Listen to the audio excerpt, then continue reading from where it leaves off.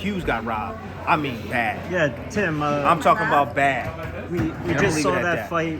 What were your thoughts on that? Oh, it's terrible. He got outboxed. It was nothing that he could do.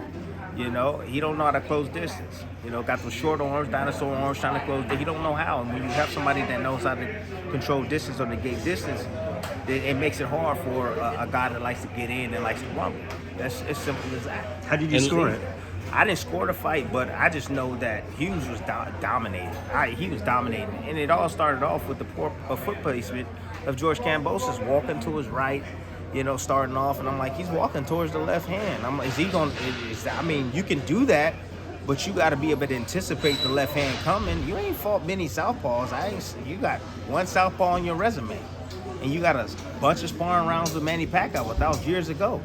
So this angle's hard to deal with. You got to get accustomed to it, you know. And that's why I always tell all these young fighters, hey, get a southpaw in your gym. Spar a southpaw on a regular. Get used to those angles. Get acclimated to those angles because it will help you in the long run to understand how to fight a southpaw, a particular southpaw. But Hughes' feet was great. His feet were great. His positioning was great. Yeah. He set back. He would draw him in, you know, flick the jab out there, here, step close, and then take that half a step back and bing, bing. Either uppercut or nice little bolo downstairs.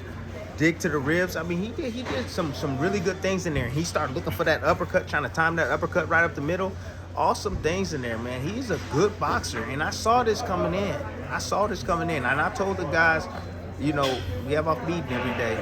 You know, we have our meeting of the week of the fight. We talk about it. I said, man, don't be surprised if Hughes upset him. You know, because I saw the discipline, the discipline in Hughes' game. I saw the discipline. He's very disciplined, hands up, you know, very technical, keeps his hands up, very fundamentally sound, you know, and that's what he got with his trainer, shot on Hagen. He's taught him very well, and he's confident. He knows how to use it, and he's tactically sound. So he would tie him up. He would tie up once they step in and tie him up. Then he'll get back on the outside. He'll work. He'll let him fall over, get his chance to tie up. He did do some dirty stuff in there, though. He did throw a couple of elbows. That's bad. That's terrible. You know what I mean? And he need to be called out for that. You know, because one is like maybe it wasn't. Maybe but two elbows. I don't know if y'all saw that. Yeah, we did. That right there, that's raw. That's foul. Mm-hmm. And I don't agree with that. And lastly, Tim, did you get a chance to see Spence and Crawford's media workouts? I did. Crawford wasn't using a whole lot of movement. Do you think that's the Crawford we're gonna see? Yeah, I don't. You know, to be honest with you, I really don't know.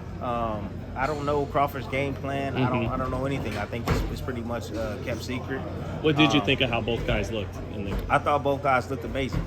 I thought both guys knows what's at stake. I think both guys are serious, and that's the reason why they signed on the dotted line. And neither guy wants to lose. So both guys is going to be 100% ready for this fight. There's not going to be any excuses after this fight for either guy, I don't think. But, you know, a lot of pressures on these guys.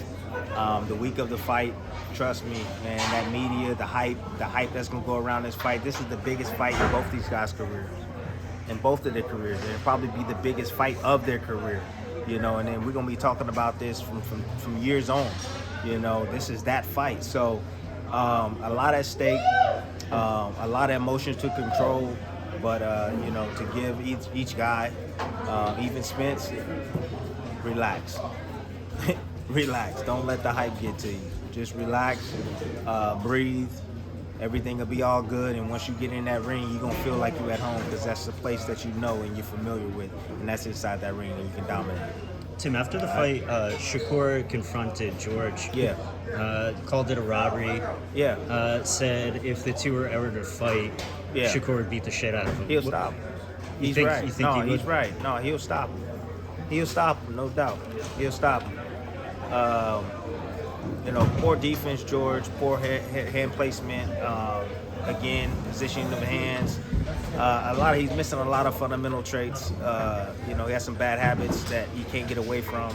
So Shakur make him pay for a lot of the stuff that he does. He'll probably stop him around 8, 9 rounds. He'll get rid of him. But Shakur's looking for bigger fish to fry, man. You know, and none of these guys are willing to face him unless there's a strap or a belt that's attached to it. You know, and it's understandable. It definitely is understandable to me. You know, a lot of these guys, they've worked hard to get in the position they are in. A lot of the young guns that are coming up are looking for a world championship too. And now the fact that you have Devin Haney, who may go up to 140, I know that's what we're hearing, go 140, and he's going to let go of these belts at 35. It should open up some great matchups for us to see in the future. Thanks you so much.